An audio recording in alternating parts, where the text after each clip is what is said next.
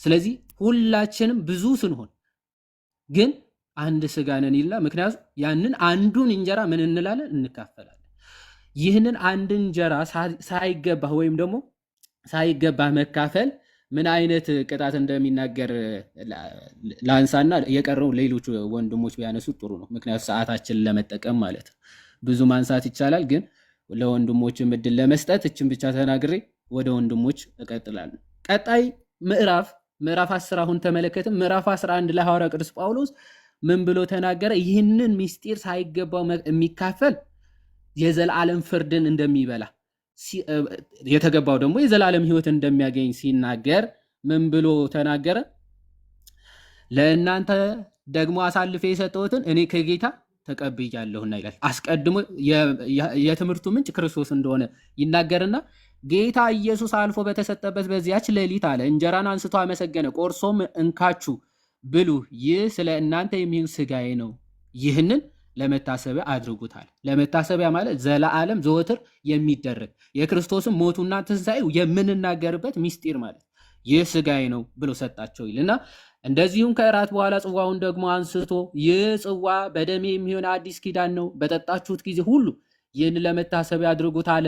ይህን እንጀራ በበላችሁ ጊዜ ሁሉ ይህንም ጽዋ በጠጣችሁ ጊዜ ሁሉ ጌታ እስኪመጣ ድረስ ሞቱን ትናገራላችሁና የክርስቶስ የዕለተ ዓርብ ሥጋና ደሙ ስለሆነ ሁልጊዜ ይህንን በበላህና በጠጣህ ቁጥር የክርስቶስን ሞትና ትንሣኤውን ትናገራለህ፣ ትመሰክራለህ። ንዜኑ ሞተከ ወትንሣኤከ ቅድስተ ብለን እንደምንናገረው ትንሣኤህን ሞትህን እንናገራለን እንሰብካለን ብለን ዘወትር እንደምንናገረው። ስለዚህ ይህንን ምስጢር አለ። ስለዚህ ሳይገባው ይህንን እንጀራ የበላ ወይም የጌታን ጽዋ የጠጣ ሁሉ የጌታ ሥጋና ደም ዕዳ አለበት ይል።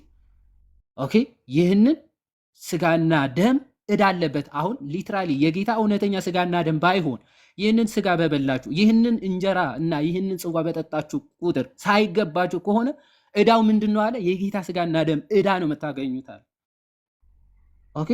ፍርዱ ራሱ የጌታ ሥጋና ደም ነው፣ የእሱ ዕዳ ነው የምታገኙት ይላል። ስለዚህ እውነተኛ የጌታ ሥጋና ደም እንደሆነ ሐዋርያ ቅዱስ ጳውሎስ ከጌታ የተቀበልኩትን ለእናንተ ደግሞ ሰጣችኋለሁ ብሎ በግልጽ ሲናገር እንመለከታል። ይህንን ምስጢር ሳይገባቸው የበሉ ሰዎች ምን ገጠማቸው ሲል ሐዋርያ ቅዱስ ጳውሎስ 29 ሳይገባው የሚበላ የሚጠጣ የጌታን ሥጋ ስለማይለይ ለራሱ ፍርድ ይበላልና ይጠጣልም ካለ በኋላ ስለዚህ በእናንተ ዘንድ የደከሙና የታመሙ ብዙዎች አሉ፣ አያሌዎች ደግሞ አንቀላፍተዋል። ራሳችንን ብንመረምር ግን ባልተፈረደብንም ነበር። ነገር ግን በተፈረደብን ጊዜ ከዓለም ጋር እንዳንኮነን በጌታ እንገሰጻለን ይላል። ስለዚህ ሐዋርያ ቅዱስ ጳውሎስ ምን አለ? ይህንን ምስጢር ሳይገባቸው የተቀበሉ አያሌዎች ነበሩ። ግን እነሱ አያሌዎች ምን ብለዋል? ደከሙ፣ ታመሙ ይልና ያንቀላፉ፣ በሞት ራሱ የተቀሰፏል። ራሳችን ፈትነን መርመረን ብንቀበል ኖሮ ግን ባልተፈረደብንም ነበር፣ ፍርድን ባልበላን ነበር ይልና ይህ ብቻ አይደለም፣ ባይዘወይ ስጋዊ መቅሰፍት ብቻ አይደለም የሚያመጣው። ምን አለ? ነገር ግን በተፈረደብን ጊዜ አለ በፍርድ ጊዜ ከዓለም ጋር እንዳንኮነን በጌታ እንገሰጻለን። በሚመጣው ዓለምም ፍርድን የሚያመጣ ስለሆነ በጌታ እንገሰጽ። ይህንን ምስጢር በታላቅ አክብሮት ራሳችንን ፈትነን መርምረን እንቅረብ ይላል። ወስብሐት ለእግዚአብሔር። እግዚአብሔር ይስጥልኝ። እሺ አድሻ ቃለ ሕይወትን ያሰማልን፣ ጸጋን ያብዛልን። ጋዱ ደግሞ ቀጥል። ዮኒ በኋላ ላይ ከመቀጠሉ በፊት እሺ እኔ ጥቅሶቹን ልንገራቸው። ዋድሻ ፈጥነ ስለምታውቀው ላጥላጥ አድርገን ያለፍከው ጥቅሶቹን ልነግራችሁ ነው። ዮሐንስ 6:26፣ ዮሐንስ 6:40፣ ዮሐንስ 2:22፣ ዮሐንስ ምዕራፍ 7 አለ፣ ዮሐንስ 12:30 አለ፣ ማቴዎስ 26:26 አለ፣ አንደኛ ቆሮንቶስ ምዕራፍ 10 ቁጥር 16 አለ፣ እንደገና አንደኛ ቆሮንቶስ ምዕራፍ 11 ሙሉ አለ። ስለዚህ አደራ እታች ያላችሁ ወንድምና እህቶቼ ለሌላ ጊዜ እንዲሆናችሁ ጥቅሱን እየጻፋችሁ እንድትይዙት ለማለት ነው። ተባረኩልኝ። እሺ እናመሰግናለን ዮኒ። ሁላችሁም እንግዲህ የአዲሻን ቃለ ሕይወት ያሰማልን በሉት፣ አበረታቷቸው። ገስት ላሉትን ፎሎ አድርጓቸው። አደራ ፎሎ እያደረጋችሁ ተማሩ። እሺ ጋዲሳይ ደግሞ ቀጥልና ሁለተኛውን ሴሽን ደግሞ አንተ አቅርብልን። ያሬዶዬ እኔ ሜቢ ሞሮፍ ከአባቶች አንጻር ስለሆነ ማቅረብ የፈለግኩት ሜቢ አኬ ይቀጥልና እዚህ ሀሳብ ላይ መጽሐፍ ቅዱስ ላይ ተጨማሪ የሚነሱ ሀሳቦችም ለምሳሌ መታሰቢያ የሚሉት ከምን አንጻር ነው? መታሰቢያ ሲሉት መጽሐፍ ቅዱስ ሜቢ የሚጨምራቸው ሀሳቦችም ካሉ እሱ ይቀጥልና እኔ በኋላ ላይ ከአባቶች አንጻር ስለሆነ እኔ ማነሳው ማለት ነው። ከመጽሐፍ ቅዱስ ወደ አባቶች ሄደን ድጋሚ ወደ መጽሐፍ ቅዱስ ከምንመለስ ሀሳቡ ፍሎ እንዲኖረው በዛ መልኩ ቢቀጠል ብዬ ነው። በጣም ጥሩ። እሺ እንደዛ ከሆነ ያው መምህር ብሩክ ታላቃችንም ስለሆኑ መምህር ብሩክ እና ቀጥሎ አኬ ደግሞ ሁለተኛ ታላቃችን ስለሆነ እንደሱ እናደርጋለን ማለት ነው። አንተንም አለ ልደትም ኦሬዲ ተዘጋጁ ልደትም ስለሆነ ሰጣለሁ። የመጣው እዚህ ጉዳይ ላይ አዎ። የተዘጋጁትና እነ መምህር ብሩኪን እነሱ ይቀጥሉና እኛ ቀስ ብለን እንሄድበታለን ወደ መጨረሻ አካባቢ ኖርማል ሁሉም ተብሏል። አንተ መቅደም ትችላለህ። ፋይን መጨረሻ ላይ ያለው ቤት ነኝ እቆያለሁ። ብዙ ኖ ወሪስ ቀጥል። አይ ልደት አብሮ ተያይዞ ሄድ ጥሩ ነው። ቀጥል፣ ችግር የለም አልኩህ። ኖ እደርሳለሁ። አይ ብሩክ እሺ ቆይ እኔ ያለው በቃ ችግር የለውም። መከባበራችሁን እውነት እግዚአብሔር ያክብርን ሁላችሁንም። የቤተክርስቲያን ልጅነት ይሄ ነው እና ለዛ ነው። ስለዚህ እንደዚህ እና ልደትሻ ስለተዘጋጀህ ልደትዬ ፕሬዘንት አድርግልን። ከዛ መምህር ብሩክ ይቀጥላሉ። ከዛ አኬዋ ይቀጥላል። ከዛ ሜቢ ዲያቆን መኩ ሀሳብ ካለ ይጨምርና እኔ ምንም ጨምረው ነገር እኔ ዛሬ መማር ነው የምፈልገው። ስለዚህ እኔ አስተባብራለሁ፣ እናንተ ታስተምራላችሁ። ልደትሻ ቀጥል። ኦኬ እኔ እንኳን ብዙ ኦኬ አኬን አስቀምጦ ራሱ ማውራት ይከብዳል በዚህ ርዕስ። እውነቱን ለመናገር ሞር መጨረሻ ላይ ብናገር ደስ ይለኝ ነበረ። ትንሽ ደቂቃ 2-3 ደቂቃ ብቻ ልናገር። በዋነኝነት አሁን የውሃዴ ቃሉ ያሰማንን ቆንጆ ሀሳብ ነው ያቀረበው እና በጣም ጥሩ ጥሩ ፍሬ ሀሳቦችን አንስቷል። እንግዲህ ቅዱስ ቁርባን እንደምናውቀው በጣም እጅግ መሰረታዊ የሆነ ትምህርት ነው እና ፕሮቴስታንቱ በአብዛኛው የሳቱበት ነገር ምንድነው? መታሰቢያ ነው። ከመታሰቢያ የዘለለ ነገር የለውም የሚል ሀሳብ ነው የሚያነሱት እና እውነት ክርስቶስ ኢየሱስ ስጋውን በቀጥታ መታሰቢያ ብሎታል ወይ? እንደዛ ያለበት የመጽሐፍ ቅዱስ አስተምሮ አናገኝም። ግን ይህንን ለመታሰቢያ ያድርጉት ብሎ ሲናገር መታሰቢያ ብሎ የሚያነሳው ስጋውን ነው ወይንስ ምንድን ነው እሱ የሚጠቀመው ቃል የሚለውን ነገር ለማንሳት ቆሮንቶስ ላይ ያለውን ሀሳብ ልናገርና እኔ ቆሮንቶስ ላይ ዮሐዴ ተናግሮታል። ምዕራፍ 11 ላይ ያለውን ሀሳብ ልናገር። ከ20 እንዲህ ይላል ከአንያ ቆሮንቶስ ምዕራፍ 11 ቁጥር 23 ላይ አንያ ቆሮንቶስ ምዕራፍ 11 ቁጥር 23 ላይ ለእናንተ ደግሞ አሳልፌ የሰጠሁትን እኔ ከጌታ ተቀብየዋለሁ። እችን ቃል ሳልናገር አላልፍም። ጳውሎስ ከጌታ ከእጁ ተቀብሏል ወይ? ይህን ሚስጥር በሰዓቱ 12ቱ ሐዋርያት በተሰበሰቡ ሰዓት ላይ ሐዋርያትን ሰብስቦ ጌታ ኢየሱስ ክርስቶስ በዚያች ምሽት ማለት ነው ማቴዎስ 26 ላይ አብሮ ከሐዋርያት ጋር ተካፍሏል ወይ? ለምንድን ነው እንደዚህ ብሎ እንዲናገር ያደረገው? ቀላል ቃል አይደለም። በነገራችን ላይ ከጌታ ተቀብየዋለሁ ነው ያለው። ይህንን የተናገረበት ዋነኛ ነገሩ እንግዲህ ጳውሎስ በቤተ ክርስቲያን ውስጥ አካል አይደለ? ከቤተ ክርስቲያን የተቀበለውን ይህንን ነገር ከጌታ ተቀብሎታል። እኛ ለምሳሌ በዚች ቤተክርስቲያን ውስጥ እስካለን ድረስ የስጋውና ደሙን ስንቀበል ልክ የምንቀበለው ያኔ ሐዋርያት ከጌታ ከራሱ ከእጁ የተቀበለው ልክ እንደዛ በዛ ልክ ነው የምንቀበለው፣ ምንም አይነት ልዩነት ሳይኖረው ማለት ነው። ስለዚህ ያንን ለመጠቆምና በአንዲት ቤተክርስቲያን ውስጥ እንዳለ ለማስረዳት ሐዋርያው ቅዱስ ጳውሎስ ከጌታ ተቀብየዋለሁ። ሁላችንም የምንቀበለው እንደዛ ስለሆነ ይሄ ምን ያሳያል? በጌታ ቤተክርስቲያን ውስጥ ያለን መሆናችንን የሚያሳይ ነው። ዮሐንስ አፈወርቅ ይህን ክፍል ላይ እንደዛ ብሎ ያብራረዋል እና ቀጠል ብሎ ጌታ ኢየሱስ አልፎ በተሰጠባት በዚያች ሌሊት እንጀራን አንስቶ አመሰገነ፣ ቆርሶም እንካችሁ ብሉ፣ ይህ ስለ እናንተ የሚሆን ስጋዬ ነው፣ ይህንን ለመታሰቢያዬ አድርጉት አለ። ከማቴዎስ ወንጌል ውጭ ሉቃስ እና ማርቆስ መታሰቢያ የሚሉትን ቃል ይጠቀማሉ።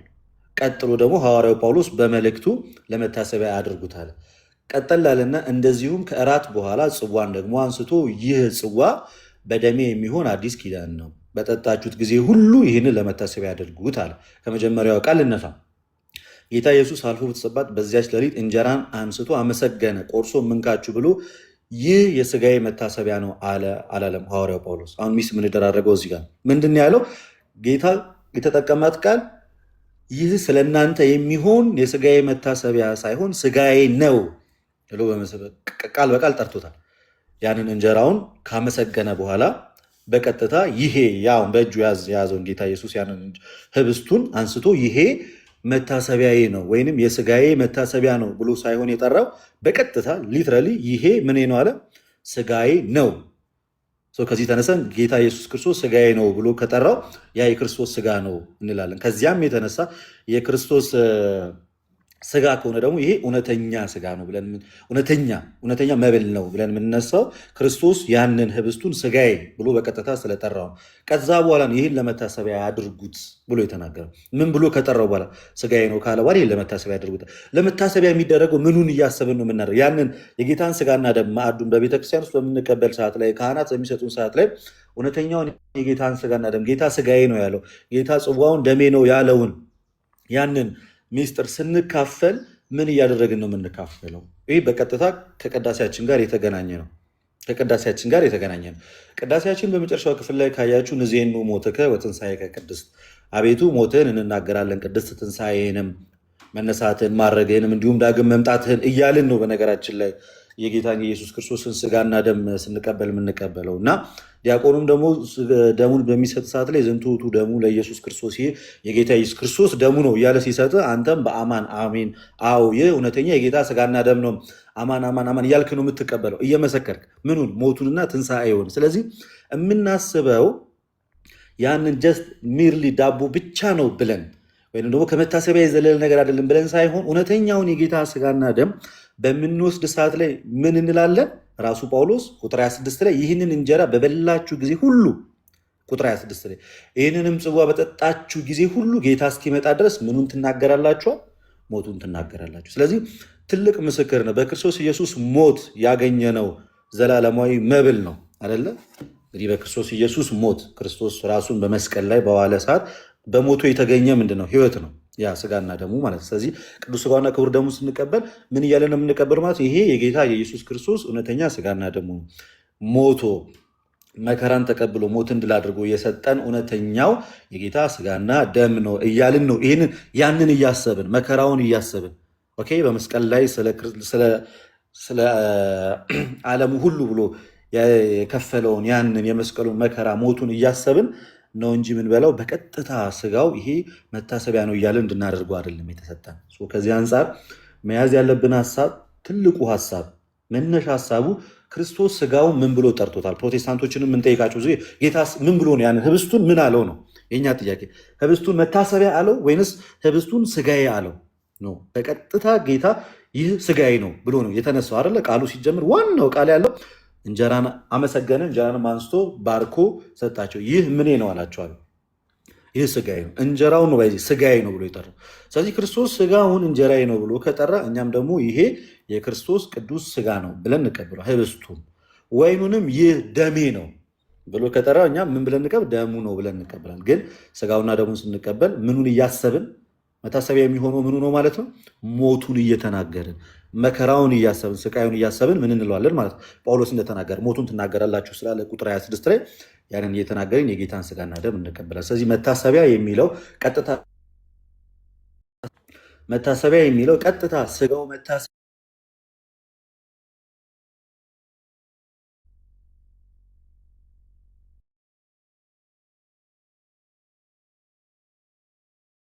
ልደትሻ ስልገባብህ አለ።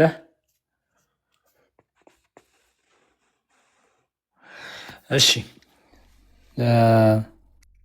ተመልሻለሁ ወይስ?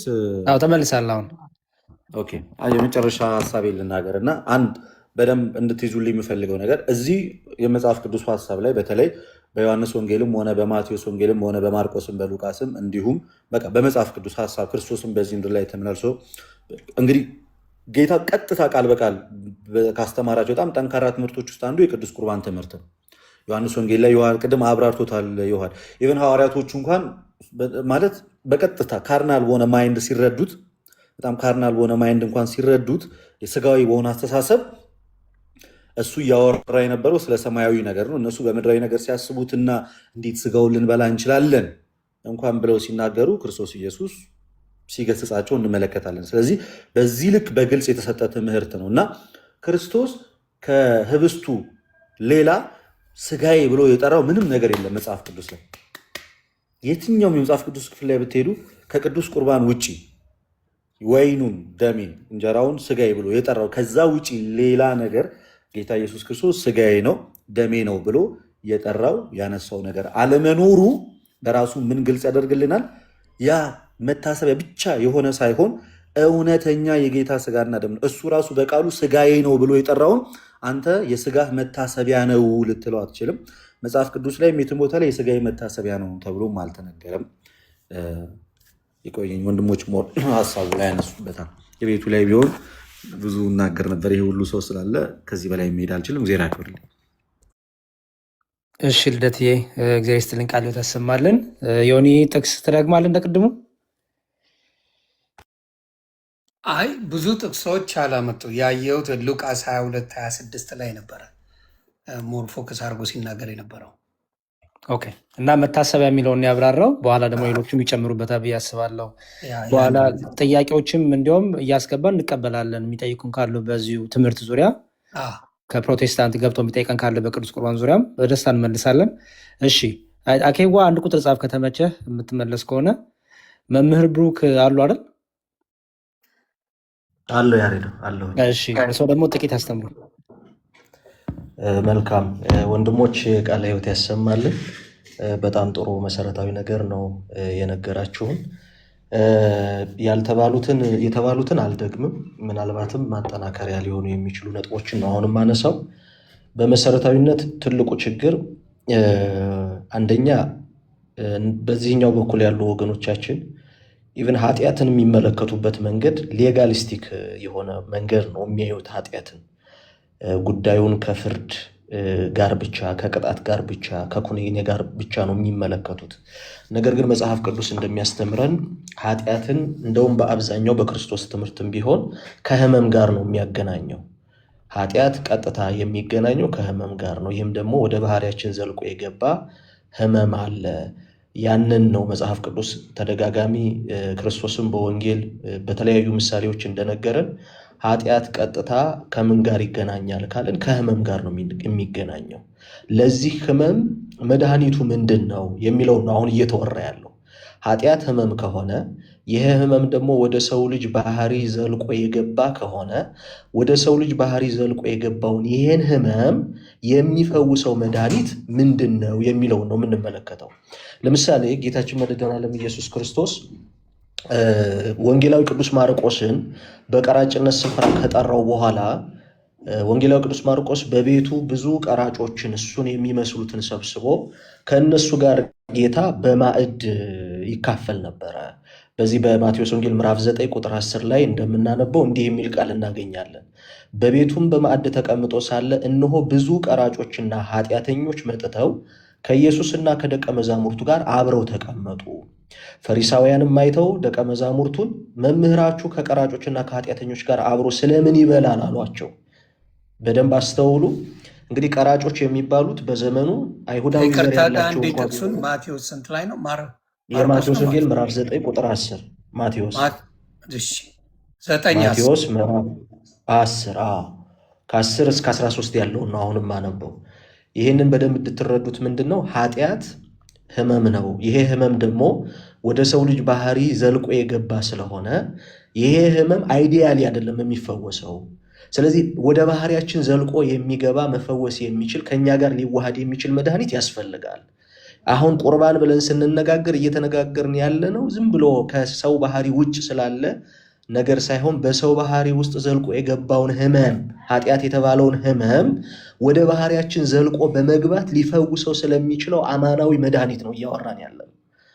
ስለዚህ ጌታችን ምን አለ? እንግዲህ ቀራጮች እንደምታውቁት በመጽሐፍ ቅዱስ ትምህርት አይሁዳዊ ዘር እንኳ ያላቸው ቢሆኑም በጊዜው የፍልስጤን ምድር የሮም መንግስት ቅኝ ስለገዛ በሮም መንግስት ስር ውስጥ ሆኖ ታክስ ኮሌክተር ማለት ቀራጭ ማለት ታክስ ኮሌክተር ግብር ሰብሳቢ ነው። ቀረጥ ለመቅረጥ በእነዚህ የመንግስት ስርዓት ውስጥ አገልጋይ መሆን እንደ ባንዳ ነው የሚታየው። በዘመኑ አይሁዳውያን መሬታቸውን አሳልፈው ቢሰጡም ልባቸውን ለሮም መንግስት አሳልፈው ስላልሰጡ ከአቅም ማነስ ስለሆነ የተገዙላቸው እንደ ኃጢአተኛ ነው የሚገለሉት። በዚህ ብቻ አይደለም ቀራጮች እንደ ኃጢአት የሚገለሉት። በሮም መንግስት አገልጋይ መሆናቸው አንድ ነገር ነው። ከሚሰበስቡት ብር ደግሞ ላይ ስለሆነ ብር የሚያገኙት ሲቀርጡም ከፍ አድርገው ነው የሚቀርጡት። ይሄ እንደ በደል እንደ ኃጢአት ይታያል። ሶስተኛው የሮም መንግስት የአምልኮ ጣዖት ምስል ያለበትን ሳንቲም ስለሚይዙ ለአይሁዳውያን እንዲህ ባለው ስራ ውስጥ ማለፍ እንደ ኃጢአት ስለሚታይ ቀራጮች የተገለሉ ናቸው፣ ኃጢአተኞች ናቸው። በአደባባይ ኃጢአት የተከሰሱ ስለሆኑ በአምልኳቸውም በማህበራዊ ግንኙነታቸውም ያገሏቸዋል። ክርስቶስ ግን ማቴዎስን ጠራና በማቴዎስ ቤት ደግሞ የማቴዎስ ባልንጀሮች የሆኑ ሌሎች ኃጢአተኞች በተሰበሰቡበት ተገኘ። ፈሪሳውያንን ይሄ አላስደሰታቸውም። በደንብ አስተውሉ። አላስደሰታቸውም። ቀረቡና የጌታን ደቀ መዛሙርት መምህራችሁ ስለምን ከኃጢአተኞች ጋር ከቀራጮች ጋር አብሮ ስለምን ይበላል አሏቸው። ከሰሱ ማለት ነው። ክርስቶስን ለደቀ መዛሙርቱ ከሰሱ። እኔ አሁን እንድታስተውሉት የምፈልገው ክርስቶስ የመለሰውን መልስ ነው። በደንብ እንድናስተውለው የምፈልገው ኢየሱስም ሰምቶ ሕመምተኞች እንጂ ባለጤናዎች ባለመድኃኒት አያስፈልጋቸውም። በደንብ አስተውሉ። ሕመምተኞች እነዚህ ሕመምተኞች የተባሉት ቀድሞ ምኖኞች ተብሎ ተጠርተዋል? ኃጢአተኞች ተብሎ ተጠርተዋል። ይሄ ሕመም ምንድን ነው ማለት ነው? ኃጢአት ነው። ወደ ባህሪያችን ዘልቆ የገባው ኃጢአት፣ እግዚአብሔርን ማጣት፣ ይሄ ከአዳም ውድቀት የተነሳ በእኛ ባህሪ ውስጥ የሰለጠነው ጉስቁልና ድቀተ ባህሪ፣ ያ ሕመም ተብሎ ተጠርቷል። ክርስቶስ ታዲያ ምን አለ? ራሱን ምን ብሎ ጠራ ካልን ባለመድኃኒት። በደንብ አስተውሉ፣ ተመልከቱ። አሁን ኢየሱስም ሰምቶ ነው የሚለው ሕመምተኞች እንጂ ባለጤናዎች ባለመድኃኒት አያስፈልጋቸውም። ኦኬ፣ ኃጢአተኞቹ ሕመምተኞቹ ናቸው። ይሄ ሕመም የራስ ፍልጠት የሆድ ቁርጠት አይደለም። የምን ሕመም ነው? የኃጢአት ሕመም ነው።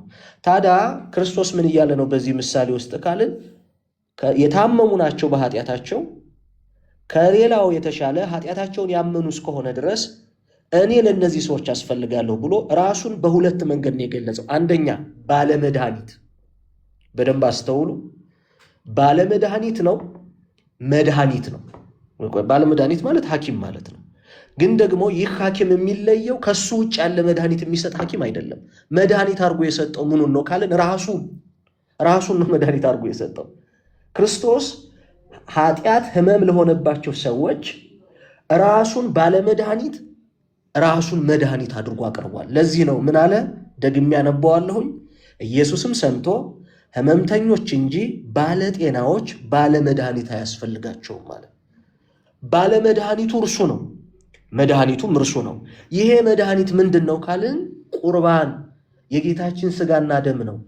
በደንብ ይህንን ወደ ኦሪት ዘፍጥረት ምዕራፍ 3 ላይ ሂደን የሰው ልጅ እንዲበላ የተፈቀደለትን ትቶ እንዳይበላ የተከለከለውን ዕፀ በለስን በመብላቱ የተነሳ ተመልከቱ፣ እንዲበላ የተፈቀደለትን ትቶ እንዳይበላ የተከለከለውን በመብላቱ የተነሳ ኃጢአትን ሰርቷል። ኃጢአትን ተከትሎ ደግሞ በባህሪ ውስጥ ዘልቆ የገባ ሕመም አጋጥሞታል። ከሱ የተገኙት ሁሉ ጤነኛ ካልሆነው ከአዳም የተገኙ ስለሆኑ ሕመምተኞች ናቸው ሁሉም የሰው ልጆች። ይሄ ሕመም ደግሞ አፋዊ አይደለም፣ ውጫዊ አይደለም፣ ውሳጣዊ፣ ወደ ህሊና ውስጥ ዘልቆ የገባ ወደ ባህሪያችን ዘልቆ የገባ ሞት ነው። ስለዚህ ከባህሪያችን ጋር የተቆራኘውን ይህንን ሕመም በመብላት ነው የመጣብን። በደንብ አስተውሉት። ይሄ ሕመም የገጠመን በመብላት የተነሳ ነው። ይሄ ደግሞ የበላነው ነገር ከበላነው ዕፅ ሳይሆን ከበላንበት አለማመንና ካለመታዘዛችን የተነሳ የመጣ ነው። ክርስቶስ በነገራችን ላይ አሁንም ቢሆን እኛን ያዳነበት መንገድ በመብል የጠፋነውን በመብል ነው ያዳነን። እንዲሁም የሶርያው ፀሐይ ቅዱስ ኤፍሬም ሲናገር የሐሙስ ውዳሴ ማርያም ላይ በምንጸልየው ጸሎት ላይ ከዕፀ ሕይወት እንበላ ዘንድ ተከለከልን ይላል። ዕፀ ሕይወት የሚለው በገነት ውስጥ ካሉ ዛፎች መካከል የሰው ልጅ እግዚአብሔርን ባለመበደል ጸንቶ ቢኖር ራሱን አድሶ የሚኖርበት ወደ ዘላለም ሕይወትና መንግስት የሚሸጋገርበት ዛፍ ነው ዕፀ ሕይወት። ነገር ግን የሰው ልጅ ያንን መብላት እንዳይችል ተከልክሏል። ኦሪት ዘፍጥረት ምዕራፍ 3ን ስታነቡ እግዚአብሔር የገነትን ዛፍ የሕይወትን ዛፍ እንዳይበላ ከገነት አስወጥቶታል። በገነት በር ደግሞ መላእክትን አጥር ቅጥር አድርጎ አቁሞበታል። ለምን? ዕፀ ሕይወትን እንዳይበላ። በዛ ሁኔታ ውስጥ ዕፀ ሕይወትን ቢበላ ኑሮ የማይድን ድዊ፣ የማይፈወስ ህሙም፣ ሕይወት የሌለው ሙት ሆኖ ለዘላለም ይኖር ነበር። ክርስቶስ ያንን ከለከለው። በኋላ ይልስ ምን አደረገ? ወደ ባህሪያችን ዘልቆ የገባውን ይህንን ህመም ሊፈውስ የሚችል መድኃኒት ሆነ። ለዚህ ነው የሶርያው ፀሐይ ሲናገር በእንተ ሔዋን ታጽሖ ተገነት ወበማርያም ድንግል ተርወለነ ዳግመ ከፈለነ ንብላ ዕፀ ሕይወት። ተመልከቱ፣ ከዕፀ ሕይወት እንዳንበላ ተከለከልን። ክርስቶስ ግን ራሱ የህይወት ዕፅ ሆኖ የህይወት መብል ሆኖ መጣ። እሱም ደግሞ አለ ስጋና ደሙ ነው። ዝውእቱ ስጋሁ ለክርስቶስ ወደሙ ክቡር። ይሄ ደግሞ ዕፀ ሕይወት የምንለው የህይወት መብል መፈወሻ መድኃኒት የምንለው የክርስቶስ ስጋው የክርስቶስ ደሙ ነው። በደንብ አስተውሉ ይሄንን። ስለዚህ ለዚህ ነው ቅዱስ አግናጢዮስ የሁለተኛው ክፍለ ዘመን ከሐዋርያት ተከታዮች ተለዋና ሐዋርያት ከምንላቸው አባቶች መካከል አንዱ የሆነው ሜዲሲን ኦፍ ሲን ወይንም ደግሞ ሜዲሲን ኦፍ ኢሞርታሊቲ ነው የሚለው ቁርባንን። በነገራችን ላይ ሰዎች የዘላለም ህይወት ለማግኘት በባህሪያቸው ዘልቆ የገባውን ሞት የሚገሉበት መድኃኒት ምን? የጌታችን ስጋና ደም። ስለዚህ ቁርባን ስንል እያወራን ያለነው በባህሪያችን ዘልቆ የገባውን ህመምና ሞት የምናወጣበት በአማን የሆነውን ዕፀ ሕይወት ክርስቶስን መብላት መጠጣትን ነው እያወራን ያለነው። ይሄ በደንብ ሊስተዋል ይገባል። ሌላው አብረን የምንይዘው ያልተቀበሉት ሰዎች ያልተቀበሉበት ምክንያት ምንድን ነው ካልን ካለማመን ጋር ይገናኛል። ካለማመን ጋር ይገናኛል። ቀደም ወንድሞች እንዳሉት የጌታን ትምህርት አዎ ብለው ይቀበሉታል፣ አሜን ብለው ይቀበሉታል እንጂ እንዴት ብለው አይሞግቱትም። ክርስቶስ ነው የተናገረው፣ ትምህርቱ የክርስቶስ ነው። ስለዚህ እንዴት ብለን አንሞግተውም። ግን ይሄን ሊቀበሉ የሚችሉት ምን አይነት እምነት ያላቸው ናቸው? በአማን ቃል ስጋ ሆነ ብለው ማመን የሚችሉ ሰዎች። ተመልከቱ፣ ይህ ህብስት የክርስቶስ ስጋ ነው፣ ይህ ወይን የክርስቶስ ደም ነው ማለት የሚችሉት ክርስቶስ በእውነት ስጋን ተዋህዷል፣ ከስጋችን ስጋ ከነፍሳችን ነስቶ ረቂቅ የሆነው አምላክ እርሱ በግዘፍ ባህሪያችን ተገልጧል ብለው ማመን የቻሉ አንድ። ሁለተኛ ምን ማመን የቻሉ ናቸው ካልን እንዴት ነው ህብስቱ ስጋ ክርስቶስ የሚሆነው ወይኑ ደመ ክርስቶስ የሚሆነው እንዴት ነው ብለው ጥያቄ ያለባቸው አካላት የክርስቶስን ማንነት ያልተረዱ ወይንም እሱን ያላመኑ ናቸው። ይሄ ምክንያቱም እንዴት ካልን በማየ ቃና ተገንቶ ውሃውን ወደ ወይን የቀየረው ማን ነው? ክርስቶስ ውሃን ወደ ወይን መለወጥ ከቻለ ወይኑን ወደ ደሙ ህብስቱን ወደ ስጋው መለወጥ የማይችለው ለምንድን ነው? ይሄን እንጠይቃለን። ምክንያቱም የዮሐንስ ወንጌል ምዕራፍ 2 ላይ በማየ ቃና ተገንቶ ክርስቶስ ውሃውን ወደ ምን ቀይሯል? ወደ ወይን ቀይሯል። እኛ ያመንነው ይሄ ውሃውን ወደ ወይን የቀየረውን ክርስቶስን ነው። እርሱ በአማን ልክ እንደዚህው ወይኑን ወደ ደሙ ህብስቱን ወደ ስጋው ይለውጠዋል። ከጥንት አበው መካከል አንዱ የሆነው የደማስቆ ዮሐንስ እኮ በዘመኑ የነበሩ ሰዎች በጣም ይከብድባቸው ነበር። ወይኑ እንዴት ነው ደሙ የሚሆነው? ህብስቱ እንዴት ነው ስጋ የሚሆነው? የሚለውን ጥያቄ ሲያነሱ አንድ ጥያቄ ጠይቋቸዋል። እኛ አሁን እዚህ ያለነው ሁላችንም በአካላችን አሁን የያዝነው ማንነት የጠጣነው ደም እየሆነ የበላነው ስጋ እየሆነ ነው አይደል? እዚህ የደረስነው። ይህንን ደግሞ የጠጣነው ደም የሚሆንበት ሲስተም የበላነው ስጋ የሚሆንበትን ሲስተም እግዚአብሔር ነው በእኛ አካላዊ ማንነት ላይ የፈጠረው የሰራው። እንዲህ ከሆነ የበላነው ስጋ እየሆነ የጠጣነው ደም እየሆነ ከሆነ እኛ እያልን ያለነው በአካላዊ ማንነታችን ይሄንን በእኛ ሁኔታ የሚያከናውነው እግዚአብሔር ነው። ምስጢራቱን የሚያከናውናቸው ህብስቱን ስጋ ያደርጋል፣ ወይኑን ደሙ ያደርጋል የምንለው ጌታ ነው። የጠጣነውን ደም የበላነውን ስጋ እያደረገ ያለው እኛን እዚህ የደረስንበትን ይህንን አካላዊ ማንነት የፈጠረው የሰራው። ስለዚህ አለማመን ጋር የሚገናኝ ነው። ትምህርቱን ካለማመን ብቻ ሳይሆን ህብስቱ በአማን ተለውጦ ስጋ ክርስቶስ፣ ወይኑ በአማን ተለውጦ ደመ ክርስቶስ ይሆናል የሚለውንም በትክክል ካለማመን ጋር የተገናኘ እንደሆነ መረዳት ያስፈልጋል ለማለት ነው። አመሰግናለሁ። እሺ፣ እግዚአብሔር ይስጥልን። መምህር ቃለ ሕይወትን ያሰማልን። ጥቅሶች እንግዲህ ሆን የምትነግረን ከሆነ መልካም። ከዛ ወደ ዲያቆን መክደን ጋዲሳይ የአባቶችን ትምህርት ደግሞ ይነግረናል። ያ ሁለት ነው፣ ግን እሱ ትንሽ ዲቴሉ ሚስጥር ስላለው ላይገናኝባቸው ይችላል። አንዳንዶቹ ዘፍጥረት 3 እና ዮሐንስ 2 ላይ ያለውን ነው በደንብ አድርገው ሲያስተምሩ የነበሩት። ያንን ነው፣ ግን ሚስጥራዊ ነው ይሄ። ሌሎቻችሁ በደንብ ከሰማችሁ ትሰየው፣ ካልሆነ ግን አደራ እነ መዝሙረ ያሬድን እዚህ ያሉትን እንዴት ተገናኘ ብላችሁ ጠይቁ፣ እናብራራዋለን። ምንም ችግር የለውም። የሚከብድ ከሆነም ችግር የለውም። እሺ፣ ዲያቆን መኩ አሉ። አይ ክሊር ነው፣ አሁን የተናገሩት በጣም ክሊር ነው። ለሌላው ከከበደ ብዬ ነው። አዎ ኖ አሁን ለምሳሌ ጥቅሱን ብቻ ይዘውት ሄደው ሲያነቡት ለብቻቸው ሚስ አንደርስታንድ ካደረጉት እናንተ ጋር እንዲመጡ ብዬ ነው። ፐርፌክት። እሺ